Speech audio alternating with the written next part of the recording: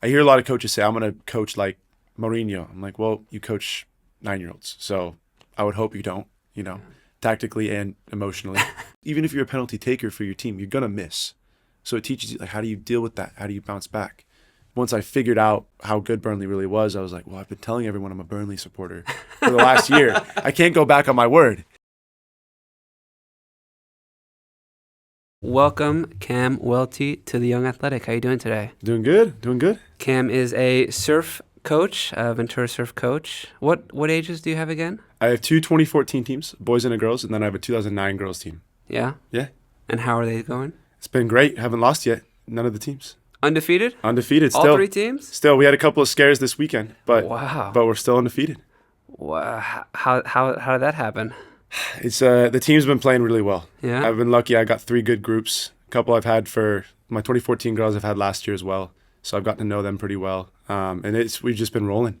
So are the other 2 teams new this year? Yeah, in the 2009 girls team, I had a lot of those girls the year previous on a different team. But it worked out that I got that team this year, and the 2014 boys are brand new to me. So I got them in the spring, and we've had some good tournaments, some good prep, and it's coming together this fall. Did you win those tournaments too, or? My boys, we did not win all of them. We won one, and then we lost in the final in penalties. We were up 3-0. We blew it. It was a tough one, but it was a good learning experience. We're actually going to play that team this weekend. So that's their second, we're first. So it'll be a little grudge match. What team is that? It's a Valley United team. So we got to go to them. I actually can't make that game, unfortunately. I had to get it covered. I know I'm bummed, but they're in good hands. Boys are in good hands. We prepared well this week. So I'm feeling good about it. And yeah, like it's all come together this fall. We've got a lot of good bounces, but we've done the work, and the improvement from March to now has been cool to see. What have you done to facilitate that improvement? A lot of my philosophy is based around what they're going to do and see most in the game. So passing, receiving, moving off the ball. Obviously, we incorporate shooting, but we've done a lot of rondos, a lot of rondo variations, just stuff that makes them think, but a lot of similar stuff every week. So I don't change it up too much because I don't want to have to explain new exercises all the time. Yeah. So I keep things similar, but tweak them so they know the basic skeleton of what we're going to do. And I give them a rundown before every training. But we've just been working on those main things, and it's helped them a lot. It's done wonders. I've been learning more and more how important rondos are. We do it a lot with the 2016s, and it shows. It's huge, Yeah. and it's something that when I was growing up playing, I'm 25. When I was growing up, these boys aged because they're like 11. It was not a thing. Yeah, totally. Non-existent. If you did it, you were a madman. You genuinely, coaches that did it were looked on as like, this is some crazy thing from Spain, right? This is like a Barcelona thing. You're not Barcelona. But it's become very popular now, and I think done with the right intent, they're brilliant. I think done is just a keep away exercise. I think you lose the point of it, but I think that when you do them with the right intent, they're great. So what is the secret to a good rondo? I think you have to maintain strict principles of the rondo. You have to getting the kids to understand why you're doing the rondo. What do you want to see? For me, it's receiving with the back foot, playing your teammate's back foot. We do a 4v1 rondo usually with both my 2014 teams. And when the ball moves to your left, you need to move to that left cone. When the ball moves to your right, you need to move to that right cone. Trying to make it usually 2-touch mandatory to get them to touch play, receive back foot, play your teammate's back foot, because that's what's going to translate to the game. Just keeping the ball away from the defender, yeah, but I think for me at least, I like to incorporate. There's a lot of technical pieces to it too, so because you can do a lot of different technical activities. I think the rondo though is really good. We started with a 4v0 rondo, so it was just like a passing pattern, if you will. Yeah. And then you add the defender. But I think they're huge. Yeah. So and we start every single session with a 4v2, 4v1, or maybe a 3v1 if there's low numbers. Yeah. So. Yeah, I know that the specificity when you instruct is so important. Get to that cone, that movement off the ball. Yeah. So important. It's very important. And there's times I catch myself not being demanding enough and kind of when we let the standard slip, and I have to look at myself in the mirror and go, okay, no, we're doing this for a specific reason. I need to see specific things, because I've noticed if the standards slip in the rondo, they'll slip in training, which will slip in the game. So if we're not moving off the ball in the rondo, we're not going to move in training. We're definitely not going to move in the game. Yeah, movement off the ball is clutch. It's so important. It's like, it's the side of soccer that if you don't understand it, you're not going to be a top player. Oh, no shot. Yeah. I don't care how athletic you are. I don't care how good your first touch is. If you can't move off you look at the best players in the world. Their off the ball movement is otherworldly, right? And for these kids, it's about learning. You don't need to be moving like Neymar or Messi and finding those little pockets and that. You don't need to do all that. It's just little things. Yeah. Giving yourself 3 extra yards to get in that window, so that way that defender is no longer in play. That passing lane is fully open. Getting them to understand those things. Like with the rondo, if you don't move a yard more to your left, you might not get the ball. Right? And just like in the game, if you're an outside back and you don't move, 2-3 yards further down, that winger is in play to intercept the pass. And getting the kids to understand that the rondos have helped tremendously. It's been huge. And obviously there's still room to grow. And there's different progressions that we're starting to get into, like with the younger teams, like adding a transition element. So basically having 2 rondos next to each other where there's a transition from one box to another. There's a million different ways you can do it. Yeah. But starting with the basics has been huge. When did you start believing in the rondos? When did you start plugging it in? So as a coach, I started coaching full-time right out of college. So a couple years ago, I knew immediately, because how we ran things in college, I knew from then I'm going to start with the rondos immediately. Because in college, we had a kind of a new assistant coach came in that changed everything, how we trained, how we played, the system. And the main training element that he introduced was we did so many rondo variations. It was never the same, but it was so many different things that I was sold. And the improvement that I saw in our team and what we were able to accomplish, I'm like, we need to just, my teams are going to do this. So, I was sold from minute one. I'm like, got into coaching. I'm like, this is what we're going to do. So tell us a little bit more about that experience. Was it like night and day with this new coach? The way we were able to retain possession, the off the ball movement that I saw to my teammates. I was a goalkeeper, so I was involved in the rondos, but it wasn't really as much for me. But just the things that they showed us with the movement, and there's different progressions to the rondos that we did. Me and my teammates still talk about it to this day. Like, they made us. It just forced you to move. It forced you to receive a certain way. It forced you to think a certain way. And that it was a night and day difference, I would say. And he was a big reason why we had so much success when our new head coach came in, because he stayed on. And he was a big reason because he kind of maintained the same system. And the new head coach kind of bought into what he had been doing. They were friends. And so it was just, it completely changed how we did things. We were very direct before, and then we changed into a possession-oriented team that was comfortable on the ball and that was good at being comfortable on the ball. Yeah. So, tell us about your college experience, your playing experience. So my first semester, out of high school, I played at Cal State Monterey Bay, and then I transferred to a school from my hometown, Seattle Pacific University, and I played there for 5 years with the COVID season. Oh yeah. So you got an extra year. Got an extra year, yeah. And no, it was fun. I had 2 great head coaches there. One, Mark Collings, the first one's at University of Washington right now as the assistant, and then Kevin Sakuda. 2 great guys, great coaches.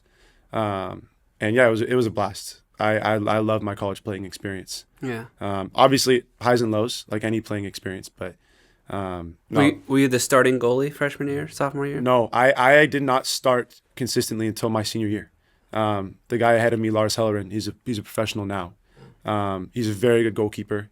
It was a very hard competition every year.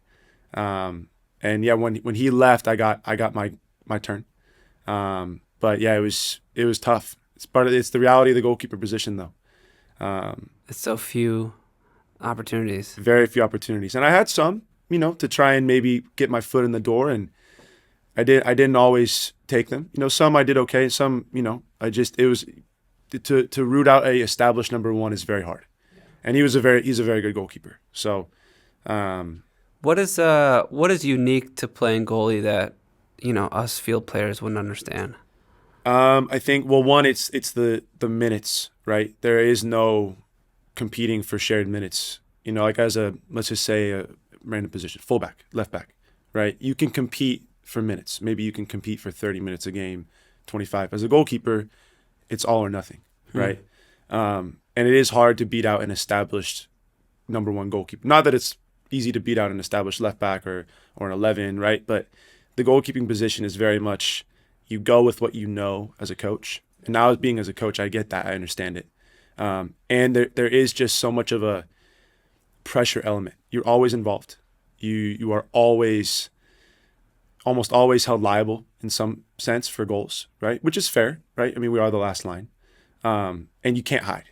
That's the only thing I'll say. You cannot hide as a goalkeeper. Yeah. What does that mean? Let's just say another position, a 7, a winger, right? You can kind of hide, right? You can receive the ball. Maybe you're not confident going 1v1 that day. You just move the ball again, right? You're moving off the ball. Maybe you're making some runs in behind, but you don't have to necessarily have the biggest impact. If you choose not to. As a goalkeeper, there's no opting in or out. You have to you have to do your job because most of it's out of your hands. You're dealing with things that have been created by a mistake or a good passage of play. Your team's been broken down. You are involved in especially modern day, every build out, which we built out and we were involved. Yeah. So you can't hide during that. Yeah. You got to be, and I'm not saying that positions where you can hide are easy because those positions are responsible for scoring goals, which wins games, right? But we are responsible for, being that last line, and there's no opting out of that. You have to do it. So obviously, though, there is the endurance piece, which we have the benefit of not nearly as much as needed. So that is the benefit of the position. Yeah, I guess, yeah, you don't have to do the sprints. No. No, there's no 60-yard recovery sprints that a wingback would have to do. What so you played out of the back Mm-hmm. in college. Mm-hmm. Did you do that in high school as well? Because when I was in college, we didn't even play out of the back. It wasn't a thing then. Mm-hmm. When did it start for you? In my high school team and my club teams in high school, no, not really. Yeah. There was a couple coaches that kind of tinkered with it, but it was always it was goalkeeper to center back to fullback long. That's not building out. No, it's not. We called that building out. Yeah. But it was, you were doing it to draw some pressure. There was a method to it, but there wasn't a clear picture of there wasn't clear patterns set up. You play to the 4 plays into the 6 plays maybe into the 5, right? In that little triangle. We're trying to find, the weak side 8, whatever, right? There was none of that.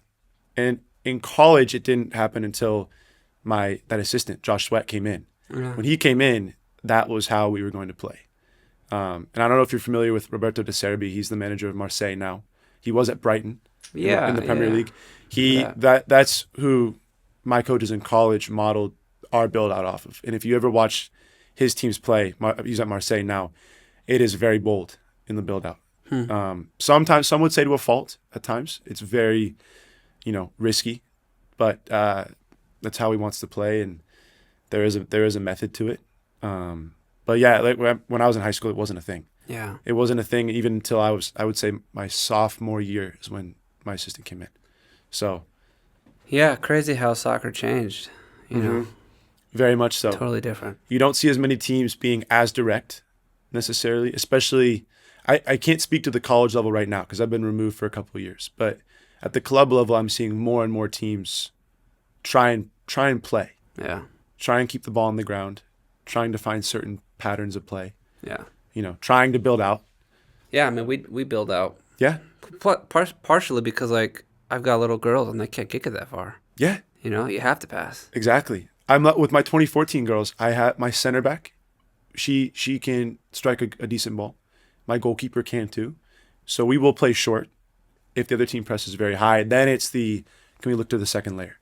If they're going to send in a 9v9 game, if they're going to send 5 high, right? We have to look over, and we can. But if I couldn't, then, you have to just play what you can play. Yeah. You know, so it's easier with the 7v7 teams because there's the build out line. Yeah. So And more space. in more space. Yeah. So, but it's difficult. But I see more and more coaches wanting to, even in the last 2 years. I feel like this year I've seen a few more 9v9 teams try and play. Whereas like last season, I mean, you'll still get your teams that never play. You know, and that's fine. That's what you want to do.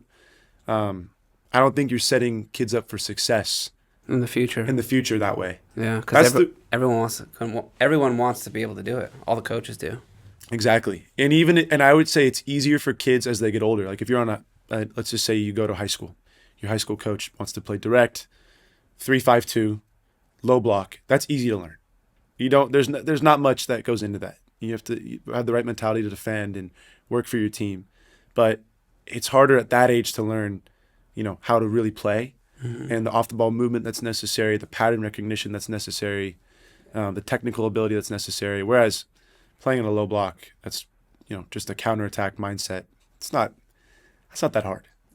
Anyone can learn that. And that's why it was hard in college to try and learn how to play the way our coaches did. Because I grew up, it just wasn't a thing, So you grew up north in Seattle, not here in California. Yeah, I grew up like 30 minutes outside of Seattle. What was soccer up there like? There's a lot of good players. Yeah. A lot of very competitive, good teams. Obviously, the Sounders have their academy team, which is always pretty solid. It's produced some good players. And then there's Crossfire, which is another big club. They've produced some very good players on both the boys and girls side. Seattle United is another one. Pac Northwest, which is who I played for my last year. They're another big club. There's a few big clubs that kind of run things. Is it more centralized up there than it is here? Because it's a free-for-all down here. It's a free-for-all. It's the wild. I was told it was the Wild West, and I didn't quite believe it. And now that I'm here, I'm like, man, even in LA, it's like the Wild West, because there's so many clubs, there's so many kids. In Seattle, it's much more centralized. There's a lot of talent in Eastern Washington, which is like 2-3 hours away from Seattle, but not like a ton. Here, there's talent all over. There's a ton of talent everywhere. You look at our area, Ventura County, you go to LA County, you go San Diego, huge. I mean, even like in the Inland Empire, moving down here, I didn't know what that was. And just learning how many people are there and how many good players are just there alone. Soccer is huge here. Huge. People don't realize it. No, and I've been trying to tell my friends from up north, like just the landscape here and how much different it is. Like there's obviously up there you have established clubs who are going to be good. Are going to field good teams. Here there's established clubs, like they're still competing. And there's so many smaller clubs around. The smaller clubs up north don't really compete. Here, though, I've seen big clubs having to compete with smaller clubs, but there's just so much talent. The smaller clubs can't. But it's the Wild West. Yeah. There's so many good teams. There's so many good players. You think that's a benefit or negative?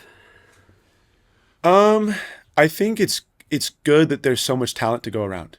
I think it's good that it creates different club opportunities for different people. If you want that big club ECNL experience, it's there for you.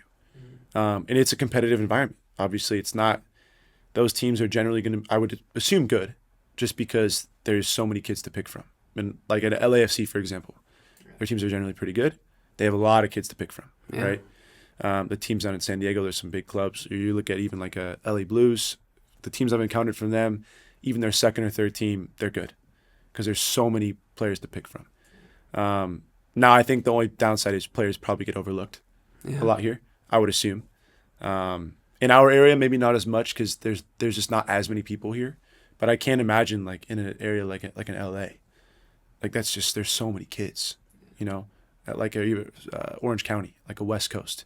It's a huge club, The Strikers. Yeah. So many those clubs. There's so many kids, to pick from, which is good. I mean, they have a lot of talent to pick from, but I'm sure kids get overlooked. Whereas in Seattle, for the most part, if you're a good player, you end up on a quality team. You're ending up with a Seattle United or a Crossfire or Sounders, obviously as scouts, so they'll find you. or a pack or whoever. Have you? I mean, I know you moved down here. Did you ever consider coaching up there? Yeah, if I didn't move down here, I definitely would have coached up there. One of my really good friends who just got done playing professionally, Alex Mejia, he still coaches up there, and former teammate of mine, and he's loving it. I would probably coach at the same club he did.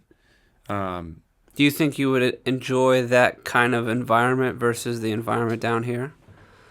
Because they're different. I would say, yeah, I would enjoy it, but I think this environment, there's so much talent here, and there's so many good teams. I feel like I play a new club like every month. It seems like, there's so many good teams. There's so many good, so much good competition. It's not as predictable. I down here is very, very enjoyable, I would say. And up there, there's good coaching opportunities and there's good players. But yeah, I'm really enjoying it down here. Did you want to start with club? Did you want to start in high school, college? I knew club was probably where I wanted to start, just to make sure I knew it's something I really wanted to do. Mm-hmm. The goal eventually is to move into college. Yeah. At least in some capacity, goalkeeper coach, assistant coach at some point. Right now I'm at the high school. I play in a high school, working with the goalkeepers on the girls' side. So that's been a great experience. But yeah, eventually I do want to get into college, but I knew starting with club was probably the most surefire way to get into things and get your foot in the door and get the experience that you need. Because there's always a need for club coaches. So, Yeah. No, there's a ton of kids. They need a home. Ton of kids. And, it's like a trial by fire kind of experience, It's just, it's a grind. It is a grind. And you just learn a lot. You coach. I've been coaching every day for the last 4 years. It's... Yeah. You get experienced coaches to mentor you. It's a good learning environment. Oh yeah, no, it's been a great learning environment. And surf is like there's some really good coaches at surf. Yeah, I've had a really good opportunity to learn from a few of them, and you learn it like you said every day. Coaching all day, every day. It seems like you're gonna learn, and you have to learn too, because there's things that I did when I first started out 2 years ago that I just don't do anymore. Yeah, tell us about how you've learned as a coach and what you've learned. I think there's certain game day experience as well, learning about the benefits of rotating certain ways, like rotating players certain ways, and how you share playing time and how you get the most out of developing your players. Like I used to be of the mentality when I first started, like playing time at any age is earned. And, nothing's guaranteed. And I was quickly kind of told, like, that's not always the best way with certain teams, right? Like, you need to find ways to share it with the youngers, like, more equally. So that's something I learned pretty fast. And how you sub. I've made mistakes in that. I've made mistakes with playing time, and I've learned.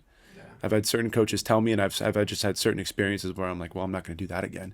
So, kind of, like you said, trial by fire. Yeah. Right? Things you learn, like don't sub on a corner kick when you're defending. Yep. Don't sub out your center backs almost never. Almost never, yeah. Just certain things you don't do as a and you gotta start certain lineups. Like you gotta make sure that you're giving kids opportunities to start, but also you gotta make sure that you want to keep a good starting lineup always having a strong starting 9, starting 11, whatever, but rotating it and giving kids opportunities to start.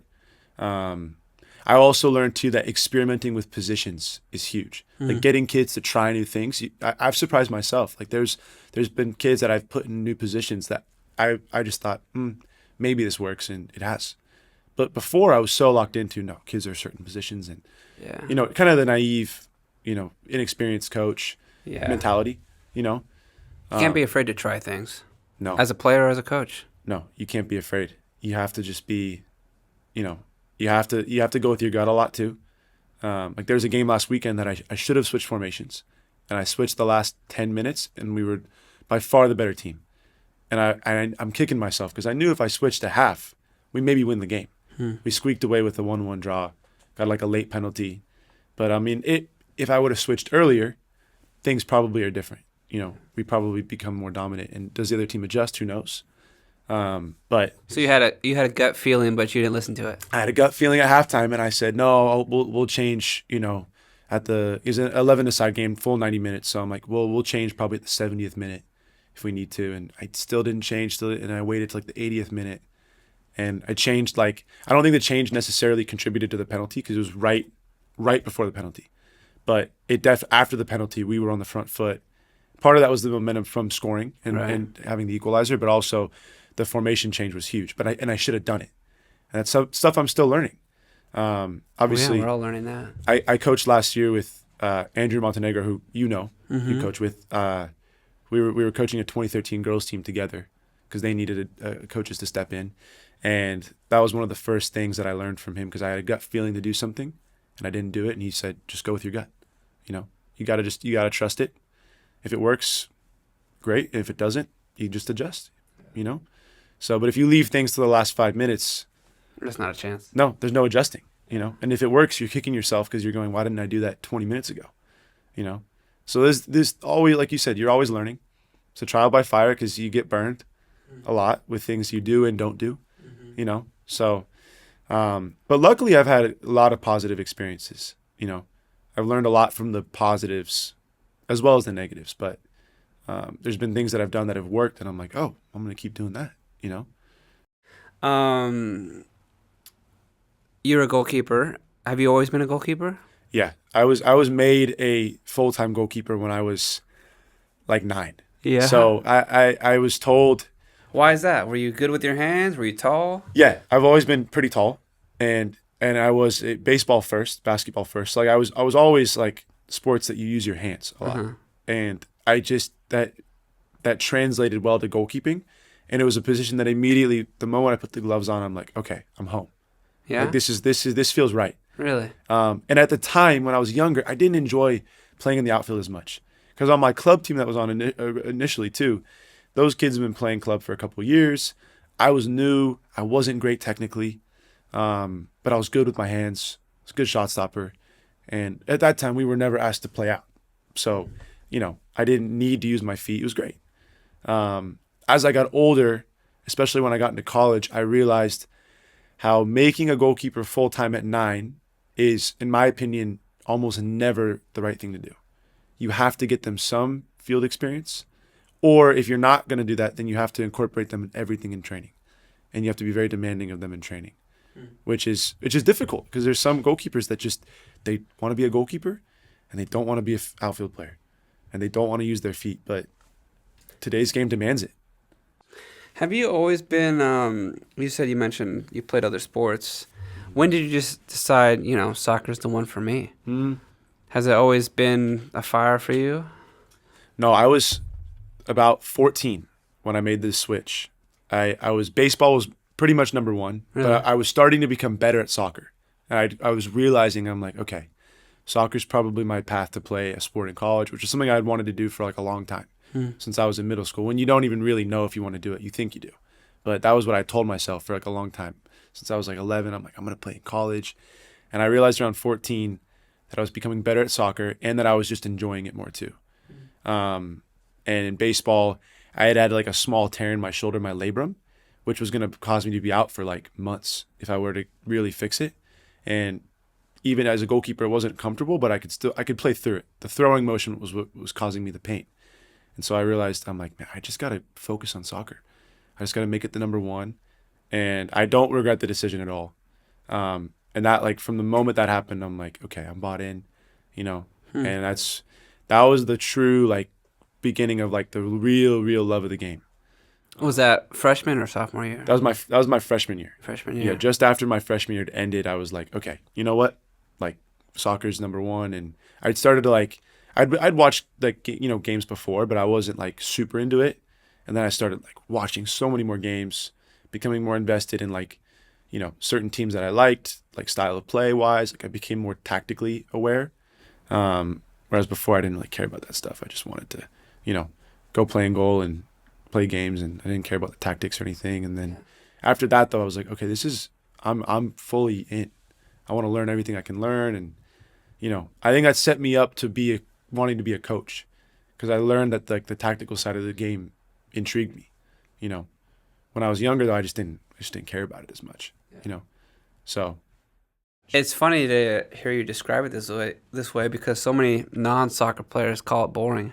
I know. A lot of people in my family call it boring. You know, my girlfriend would call it boring. Oh yeah, she's not a soccer player. She does not enjoy watching. She does not enjoy she doesn't think the game is nearly as fun as watching baseball. Which No way. I know, right? Hey, I disagree. Watching baseball. And I as a baseball fan still, I enjoy the games, but I would never sit here and say it's more enjoyable than soccer, you know. But I think when you start to understand the game, though, it becomes more interesting. Mm-hmm. I think in this country especially, there's just a lack of understanding because it hasn't been marketed to people here. I mean, when I was growing up, like it had started to be marketed a little bit heavier, like the Premier League especially. Right. But like I could go ask some friends of mine that don't watch soccer, you know, tell me the difference between the Champions League and the World Cup. No idea what I'm talking about. Yeah. You know, tell me the difference between, you know, La Liga and the Premier League, and you know, tell me what a promotion relegation is. They would have no idea. Even MLS, they probably don't know, right?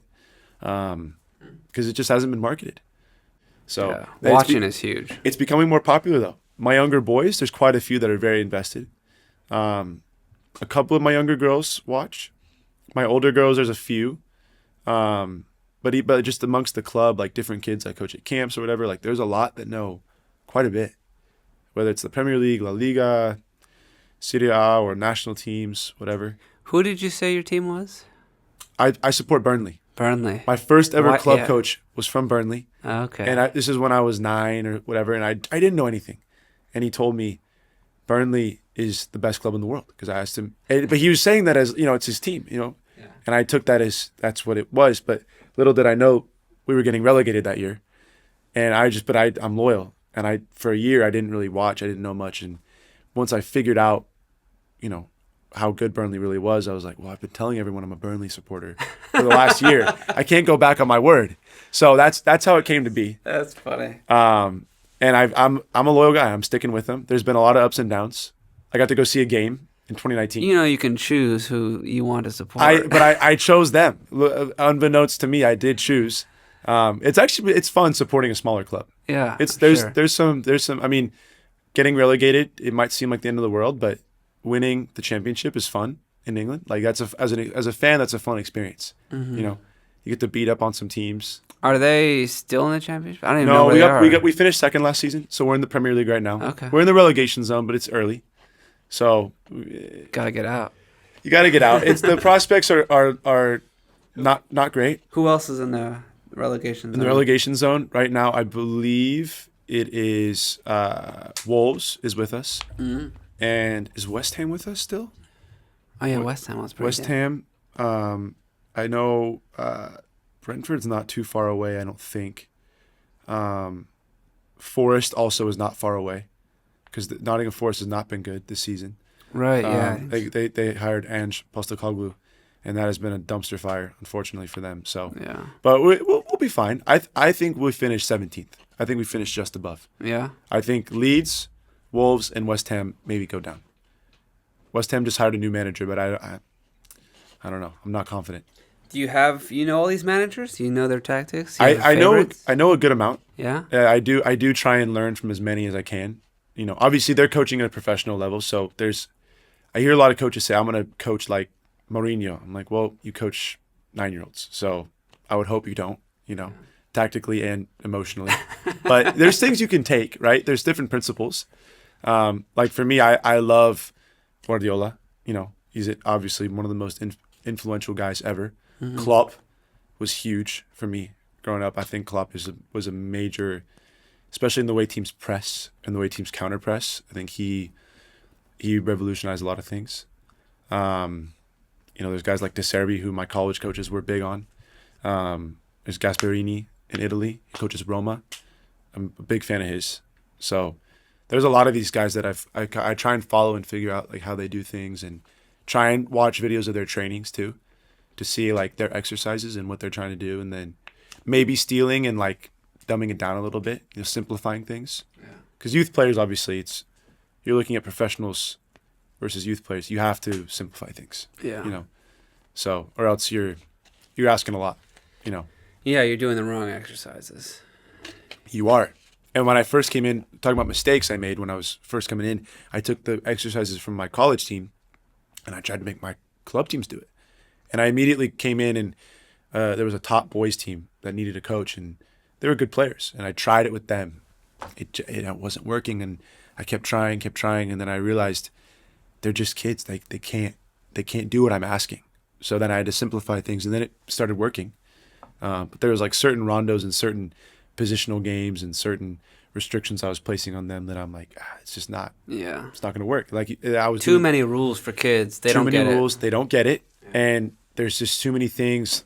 As far as like too many players in a certain space, like you're just crowding it. Whereas 20-year-old average age college players could handle it at a Division II level. 12-year-old boys probably not. And they make it bigger. Make it bigger. Less players, right? There's different things you can modify, which I've learned. It's pretty easy. You don't even have to make your space smaller, bigger. You can just add player, subtract a player. Add a neutral player sometimes helps. What have been some of the enjoyable moments for you the last couple of years coaching these teams? I think seeing the progression over time, like with my 2014 girls team, taking them last year, I had to kind of build that team from scratch. Like I had to recruit for the first time in my life. I've never had to recruit. Yeah. And I had to go to like ASO tournaments, which was a strange experience for me. I didn't like it. And I had some help because one of the ASO coaches, her daughter had already joined my team. So I already had some buy-in from the ASO community, and then she helped me kind of sell it. But like recruiting those girls, building that team basically from 6 players to 14, and then having the success. We did well in our Coast League. We finished like second. We had a good season, and seeing the progression of those girls and just the development of just not only their technical ability but just like their tactical awareness. There were certain concepts that we really tried to hammer home, and just that was very cool. It's the 2014 girls. 2014 girls, yeah. And then just some of the tournaments have been really fun too. Tournaments can sometimes be a pain, because it's travel, money, whatever. But like my older girls won the West Coast, second flight. But for us, like for a team from Ventura, that's not very common. And we won, and the other team was like, wow, you're from Ventura? Because not a lot of teams from out here are going to those tournaments and competing. And there are some like ECRL teams in our, division that I'm looking at it going like, this will be like a very tough tournament for us. We're lucky if we get out of our group, and we did well. The girls, it showed their, improvement and their commitment to improve through the 4 months prior, because that team was kind of in a tough spot. I came in and there was limited buy-in at first, and there's just limited commitment that the previous coach had told me I was going to maybe experience, but we had a lot of buy-in. We had a lot of good moments leading up to it. We'd finished second in the tournament before, and then we came into that tournament and had a good mindset, and we won, and that's awesome. That was big. It was a cool moment. Winning a tournament is a fun thing. It is a fun thing, yeah. It's when you kind of feel bad for the other team because your team cheers so loudly. So loud, yeah. All the parents are cheering so loudly, but it's fun. It's winning is hard, and not everyone wins, and it's a nice feeling, nice reward. It's certainly it is the end result, the end game, but it's also not the end game. It's not. Yeah, you're trying to win. They're trying to win. People who say winning doesn't matter, no, it definitely matters. They're being dishonest. Yeah, and they're doing their kids a disservice. It's not like you said. It's not end all be all, but it's important. Yeah, and having that end reward of winning a tournament, right? Especially for the kids, is great. Mm-hmm. They get their medal. We do the trophy. They'll have their medal forever. They'll have that medal forever. Yeah. And I had to check myself. We finished second in one of the tournaments with my younger girls, and I'm thinking in my head, and I was a very competitive kid. All my second place medals, I tried to throw them away because I was so mad. And I remember thinking like, second place medal. I was proud of my girls, but I was just like, I don't want this, whatever. But my girls were like thrilled. Some of them have never had a medal in their life. So I had to be like, no, you know what? This is important. So I obviously hadn't said anything to that point, but I was like, hey girls, you know what? You can be proud of this. As a kid, I was not. I'd never all my second place. I tried to throw them away, but these kids, like, it was their first medal, some of them. So like, it's huge. Yeah. And that was a huge accomplishment. We lost in penalties to a good team. It was we hadn't played a team that evenly matched maybe ever. So it was a very good experience. You know, we learned a lot in the loss. Because you don't always learn as much when you win, but you learn a lot when and it was a tight game. There were some things, like, once again, where I was like, if I would have changed some things, maybe could have been different, but learning moments, and the girls were proud, which was huge. Yeah. You know, because, but the winning the tournaments is a very good experience for the kids, you know.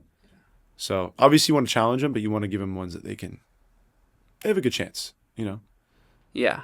When I first coached my boys team a long, long time ago, we played in 3 tournaments in a row, like the weekends right after each other. And the first 2 tournaments, I was like, we're not going to get past. Yeah. Like, I knew I could see the other boys' skill, and I was like, we just don't have that skill. But the 3rd tournament, I was like, oh, we might take this one. Yeah. And we did. And when they were so happy about it. Yeah. And like you said, it's hard because they cheer so loud. And there's not as much of a respect moment after the game. The other team's crying. Yeah. You feel horrible for the kids, you know, especially if they have a coach you can tell it's hard on them, you know. Like the team that we beat, I'm like, oh, man, I don't know how that coach is going to take this, you know. So I'm like, he might add on to the pain. But I don't know, you know. It's part of it, though, you know. And you got to teach, like, my boys and girls both lost. My younger boys and girls both lost a final in penalties. And my older girls did, too, actually, this summer. So I lost 3 finals in penalties. Dang. It's tough, but those are good teaching moments too. Like, how do you deal with losses? Because they're part of the game. There's very few teams or kids that never lose in their whole youth career. So in their whole career, you have to learn to lose too. So there is an element of that to tournaments, which I think there's so much pressure and so much you have to deal with that maybe a league season doesn't, you know. Especially penalties. Penalties is huge. You find out a lot about your players, who wants to take it, who can take it, you know. Yeah, and both my first takers, I think my older girls, I'm trying to think, did she miss? She might have missed, but both for my younger boys and girls, my first taker both missed. You know, those are the kids I had. You want the leadoff to score. You want the leadoff to score, and they're like my, you know, quality players. You know, as far as I had confidence, and some of them had scored penalties before, and so I'm like, oh, it's just, you know, but it teaches kids even if you're a penalty taker for your team, you're gonna miss. So it teaches you, like, how do you deal with that? How do you bounce back? You know, and the girl that missed the penalty, you know, obviously she's distraught, right? She wasn't the only one that missed, so, you know, a little bit easier to swallow. But yeah, it helps. But, you know, it's like she, you know, bounced back and has since taken one and scored, and, you know, but it's good to learn those things. It's great when you win. It's awesome, but it's also like, if we lose, it's like, okay, well, we can learn, you know. That's why I like winning's important. You should teach players how to win, but it's not the end all be all. We're not going to sacrifice our principles to try and win all the time. You know, if you're 2-0 down in a final and you're a possession-based team and you have big athletic players, you might just say, let's go. Let's just, you know, which we did. My younger girls, we kind of did that the last 5 minutes. We were down 1-0, we needed to tie it, and I'm like, we're going to play. Let's go for it. Let's play a little bit more direct. I looked at my center back and I go, hey, just look for that player. Just send it. Just go. Which I try not to say. Yeah. I try to let them make decisions. But I'm like, no, I'm making the decision. We're going to go. And it worked, you know. Which, if we play like that the whole game. Maybe it doesn't work. Yeah. It's just, you know. Maybe they adjust to it. They probably did. They were a well-coached team. They were a good team. They probably would have. Some would say, well, if you wanted to win, why don't you just do that? I would say, well, they were also tired the last 5 minutes, and I had the more athletic team, so I knew I could probably do it. But if I do that the whole game, you just drop back. Yeah, they would just sit in, and they were good on the counter. Like, they would, when they were fresh, they would have countered us. You know, they would have just sat in, you know, dealt with the long. And it's a 9v9 field. There's not a whole lot of space for long balls, and we scored on like the most fluke goal. Like, it was a long ball. You know how it is with younger kids. One doesn't head it, so it bounces to the next girl. She has an awkward bouncing ball, so like bobble, bobble, bobble, toe poke, goal. You know, like just pinball in the box, chaos, toe poke, goal. You know, composed finish, but I'm like, it's not what I'm necessarily trying to instill in these kids. It's not the style of play. The heart was there though. The Art's desire, important. the desire to tie the game up, the desire to try and stay alive. That was huge. I'm telling you, You know, motivated group or motivated team can take down a more skilled team. oh, 100%. And I'm, if you don't have that much talent on your team, you got to lean into that motivation You definitely do. because Yeah. it can win you some games. Well, yeah, and especially if you're in a league that maybe you're thinking like, man, if I finish mid-table, I'm lucky. Yeah, you have to lean into that, and that's another piece of the game that sometimes I'm still learning how to coach with certain players. Certain players are easy to motivate. Certain players, you pull them aside. Hey, I believe in you. I think you're going to score today. Yeah. Hey, I want to see you do this. And some players, they just lack the confidence. They don't. It's hard to motivate them, or they're just like that in their own little world player. And if you have a team full of those kids, maybe they're good technically, but they're just kind of like, yeah, yeah. So, it's hard. It's a difficult, I think that for me is harder to coach than the technical pieces in training, the tactical stuff, like, the patterns of play I want to see, how we defend, how we press. That's easy. I could do that in my sleep. I asked my high school coach a long time ago, like, how do you motivate players? How do you change behaviors? And he's just like, hard running. And I'm like, I might have to do that. Yeah, yeah. But getting kids to work hard and, like, I don't ever discourage physicality. Like, sometimes in training I have to, like, break up things up and be like, hey, whoa, like, let's not tackle from behind, in a, 5v2 transitional game. It's not worth it. Like, let's just stay on our feet. The boys or the girls? The boys, for the most part. Even the girls, though, at times, they're kicking each other. But they're trying to win the ball. I always encourage the competitiveness. Yeah. Always make things, punishments for losing, like 5 push-ups, 10 push-ups, whatever, easy. But I try and keep things, like the rondos at the beginning of all my trainings, some parents might think I'm lazy, but I do the same one every time. It could be 1 or 2 or 3 squares, whatever, but they're always competing against each other. Whether they're competing against the other kids in their square or against the other squares, right? Like, there's always a competition involved. The next bit, if there's a focus group, an attacking group, and a defensive group, they're competing against each other. The defending group can win points and win. And so there's and I try and put kids against each other that want to compete, because some kids are friends and they don't want to compete against each other. So, I'll maybe put them on the same team. But there's kids I know, like, if they're against each other, like, there's going to be competition. And it breeds, like, that competitive wanting to win. And, like, when I first took my older girls team, there were some that just didn't want to compete as much. But putting them in certain environments, I've noticed, like, if you just make everything competition, they will eventually buy in. Yeah. And they want to compete. And, like, some now have, like, realized, like, oh, I could maybe start in this position.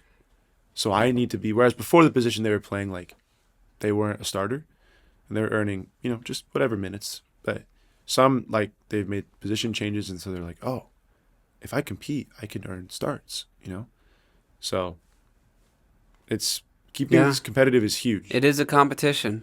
Yeah. At the end of the day, you have to compete. You have to compete. And that will motivate players. Some kids aren't as competitive. Yeah. But if you put them on with teammates that are, those teammates will make them play better, because they're like, no, I want to win, so you're going to help me win.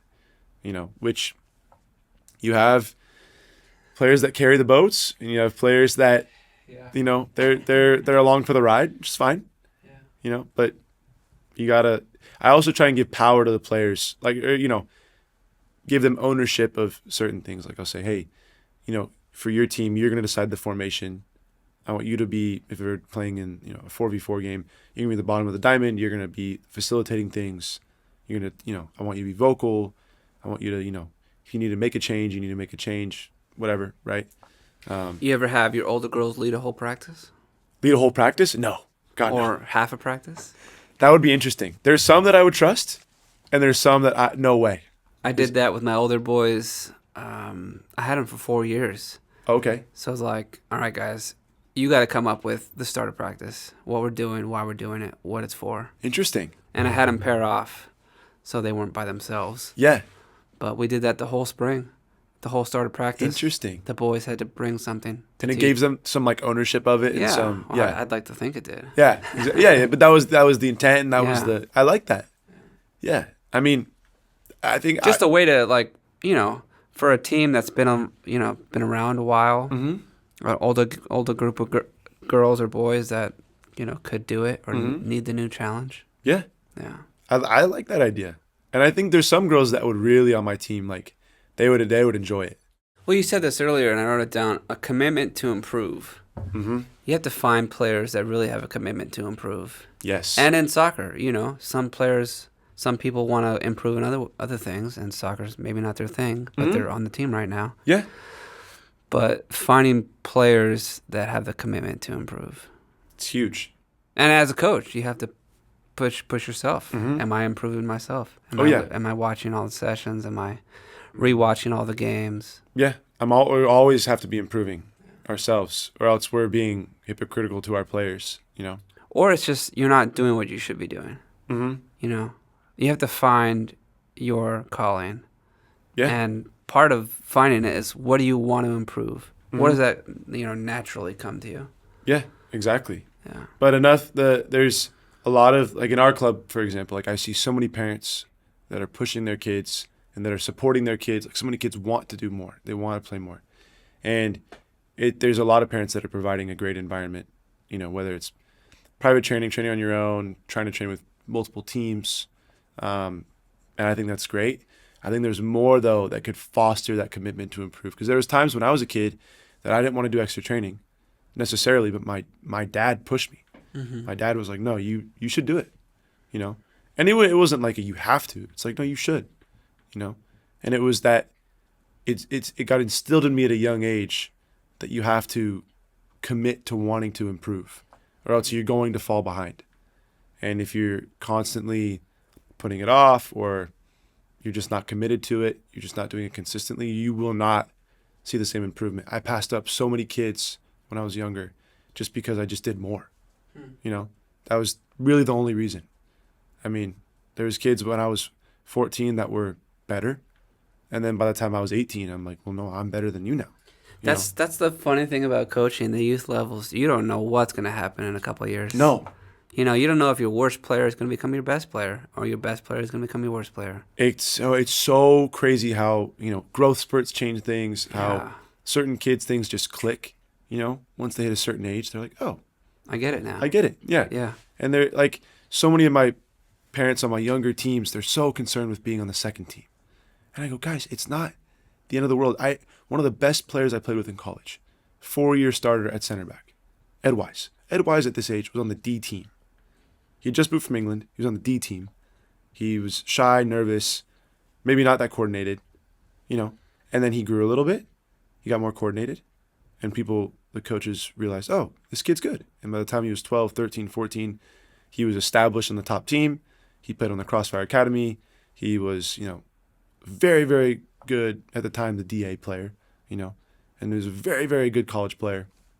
But when he was this kid's age, he was on the D team. Yeah. So it's not representative of what it's going to look like in 3 years. Yeah. It's so, youth sports is just, you can't predict it. Yeah. One of the best players I played with when I was younger, who was so dominant when we were 12, 13 years old, once we hit 14 and his kids started growing, he got caught up to, and his technical ability had never really been fostered because he was just told to use his physicality, which was one of the faults of our coach, in my opinion, something that I tried to learn from. And he just never was able to get past that level. He always stayed there because he wasn't forced to become a better technical player. And when everyone caught up physically, Yeah. So, that's why I try. It's hard to tell parents this, though, especially parents that don't have older kids. They just, you have their oldest kid, and so they don't know. It's hard. It's an art. That's what I think about it. It's an art. It is. Yeah. Yeah. I've been coaching with Andrew, and one of the biggest things I notice with him is he's in control without being controlling. And it's how do you do that? That's an art right there. That is an art. When my first session I saw him run, I was like, he's not even being that loud. He doesn't say anything. No. I mean, he speaks so quietly. And part of it is the kids have to listen when you speak softer. They do. But there's more to it. There is more that to he it has. there's a way he has of commanding the room, of like, you know, all eyes are on him. The players are very engaged. It's something that I struggle with to Yeah. command. I'm a loud guy. As a goalkeeper, you have to be loud. So I use my goalkeeper voice, and I can be very loud, but that doesn't always equal players listening. Like you said, he's not that loud, and sometimes he doesn't say a whole lot, but they listen. They listen. And he has ways of manipulating things that I noticed that I'm like, God, you just manipulated, like adding a player here or taking away a restriction or asking a certain player to do a certain thing. And it completely changed how the session was going. He told this player to do this thing, to receive, you know, with body shape open, whatever, to receive higher. And immediately the exercise became fluid. Mm-hmm. And it was like little things, but it wasn't shouting at the player constantly. It was just like, hey, so-and-so, you need to, you know, receive higher. Receive behind this line. Boom, done. That's all it was. It wasn't loud. You know, It wasn't a freeze moment. It was just, hey, do that. Done. I've learned a lot of my session structure too is thanks to him. Because when I coached with him, I realized I liked the way he ran. I liked the flow of it. I liked, you know, starting with the technical activity, rondo, moving into the positional game without goals, moving into a positional game with goals, then doing a scrimmage of sorts, 5v5, 6v6, depending on numbers, you know, and keeping my sessions generally in accordance with that. Obviously, there's different things you want to do. Maybe there's a finishing activity. Maybe there's different technical activities. Maybe you're not going to do a positional game because you're going to work on build out or whatever, right? But I learned a lot from his design, and I'm trying to incorporate more of his demeanor and the way he gets things across. But it's hard. It's hard. You know what helped me? Funny thing, like when I was coaching those 3 teams, like I mentioned, if you have got 3 or 4 games on a weekend, you can't yell the whole time. Mm-mm. Like you have to, you know, reserve some and speak softer and learn to communicate differently. Yeah. So as challenging as getting to all those games was, it taught me, you know, just yell less. Yell less? Because just like what you said, like being louder doesn't mean they're listening. No. And my first tournament last summer with surf was with the Oxnard Challenge. And I had 2 teams in the tournament. And both teams had 2 games, so I had 4 games that day. By the 4th game, I couldn't speak. Yeah. And my first days of coaching, I was loud. I wasn't like, you know, demeaning or anything. I was just loud, and I screamed, and it took a toll on my voice, because as a goalkeeper, when I shouted directions, I was very loud, and so that's what I thought. My coaches were loud too, like very loud. So I just thought that's what you had to do. And then I quickly realized, like you said, you can't do that. And you probably shouldn't do that if you want to save your voice, if you have multiple teams. And like you said, louder isn't always getting their attention. Yeah. You know, you can become white noise. I had coaches I remember growing up that became white noise. Good coaches too that had good ideas. You know, yeah. My assistant coach in college, love you, Sweaty, but man, like it was like he could be loud, you know. And it was to the top, and we had talks with them as players about, you know, on the sideline, like, hey, sometimes it's too much. Mm-hmm. I'm getting too much info. And we're college players, so we can have these conversations with coaches, and it's all like about improving the team. And we're like, hey, it's too much. We're getting too much info. It's too loud. It becomes white noise because we tune you out eventually, you know. So you can have great tactics and all that stuff and have great principles, but if you become white noise, anything you say in a game, especially with little kids, they'll tune you out so fast. Oh my gosh. It's so fast. Yeah. You know. So, no, Andrew does a good job. With the team we coached together, I rarely heard him raise his voice above like conversational talk. Yeah. Unless he like all the way across the field trying to communicate something. But if it was like closer, no. You know? Yeah. Well, I'm gonna get him on and have him explain himself. Yeah. No, I'm very curious to learn the method behind, you know, how long he's been doing that for, because we evolve as coaches, obviously. Like, I don't know if he's been doing this the whole time or, you know. A couple of years now for him. Yeah, he's been. I mean, that's why I was very excited to learn from him too, because he's so experienced. All right, Cam, well, we got to go home. Yeah. It's getting late. I just want to say thanks again for coming on. And obviously, we have more to talk about, so come back anytime. Yeah. Thank you for having me on. I'm looking forward to the next time being on. Yeah. I've been speaking with Cam Welty of Ventura Surf, the next up-and-coming coach with his teams. Undefeated, right? So far, yeah. Undefeated. Well, congrats. And thanks for coming on. Thanks for having me.